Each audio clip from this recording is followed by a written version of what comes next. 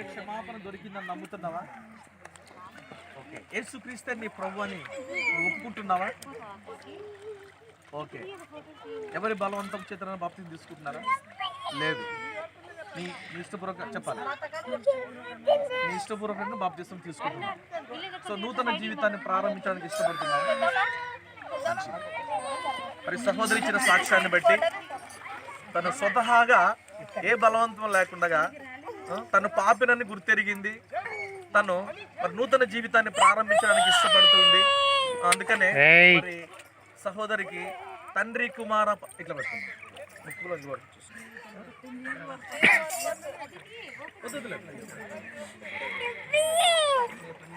తండ్రి కుమార పరిశుద్ధాత్మ నామంలో సహోదరికి నేను బాప్తిసం ఇస్తాను.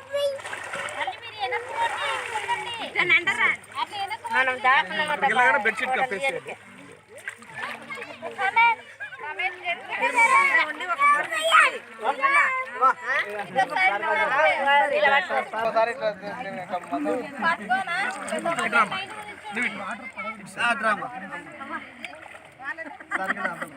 ఇద్దరు మాత్రం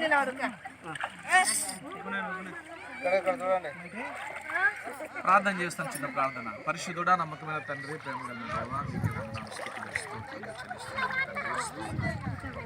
నాయన బిడ్డలను ప్రభువా నూతన జీవితాన్ని మీరు ఇచ్చారు తండ్రి. పాత జీవితాన్ని పాత పెట్టేశారు.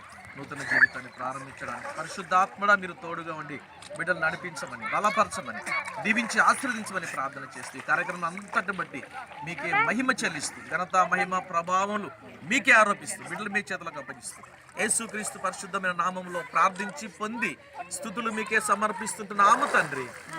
ఆమేన్. ఆనంద